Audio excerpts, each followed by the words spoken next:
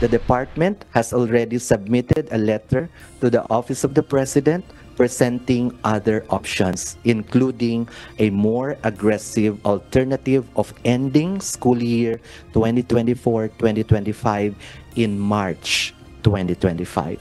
Bilang tugon sa panawagang ibalik na ang dating school calendar dahil sa nararanasang matinding init ng panahon, iminungkahi na ng Department of Education o DepEd kay Pangulong Ferdinand Marcos Jr. ang iba pang options para agarang maibalik sa Hunyo hanggang Marso ang pasok ng mga estudyante, habang Abril hanggang Mayo naman ang bakasyon o summer break.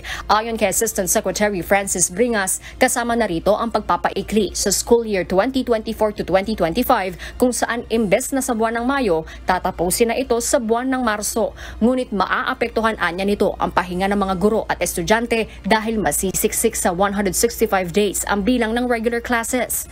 We have to look for some days that will be devoted ADM to cover some of the competencies that may not be taken up during the regular. Definitely Saturdays and wala holidays. na silang pahinga.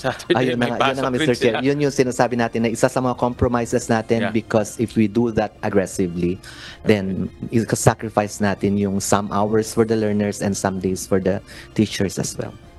Ayon kay ACT Teachers Portales Representative Franz Castro, hindi na uubra ang palagiang asynchronous classes sa susunod na school year kapag matindi ang init ng panahon dahil hindi umano ito epektibong paraan ng pagtuturo. Kaya mabutian niya at nakikinig ngayon ng DepEd sa matagal ng panawagan ng mga guro at estudyante na ibalik na ang dating academic calendar. Suportado rin ng ilang senador ang mungkahi ng kagawaran. Ayon kay Senate President Juan Miguel Mig-Zubiri, kanya ring hihilingin sa Pangulo na aprubahan ang panukala ng DepEd para anya mapabuti ang sitwasyon sa pag-aaral ng mga estudyante. Iba-iba naman ang opinyon ng ilang mag-aaral at magulang sa panukala.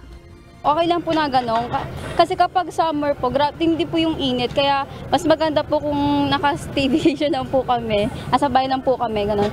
Para mas marami po kaming matutunan. Kasi di pa po pag holiday po, yung iba po sa amin ay wala ginagawa sa bahay. Like nakatambay lang po. Para po kahit holiday po, may matututunan po kami. Tama lang din ginawa nila kasi kaysa magkaroon ng abarya yung mga bata sa sobrang init, mas di maganda. Mas maganda yung ibalik sa dating kaugalian, yung Hunyo, ang pasukan para malamig. Kasalukuyang sinusunod ng DepEd ang 2 taong transition para sa unti-unting pagbabalik sa dating school calendar.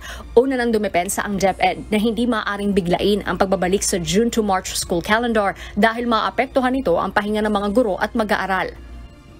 Ayon sa Pag-asa, inaasahang mainit pa rin ang temperatura sa mga buwan ng tag-init o mula Marso hanggang Mayo sa susunod na taon, pero inaasahang mas maraming pag-uulan o higit sa normal na dami ng ulan ang mararanasan bunsod ng La Niña phenomenon. Yung same na init po, although a little bit cooler lang as compared dun sa during El Nino, ay yun pa rin po yung may experience natin. So may mga konting pag-ulan. Ang difference lang po kapag La Niña ay kumbaga above average yun na observe natin na ulan, pero hindi naman po nito ibig sabihin ay araw-araw na umuulan. Harleen Delgado, UNTV News and Rescue. Diyos ang aming sandigan, serbisyo publiko ang aming pinahahalagahan.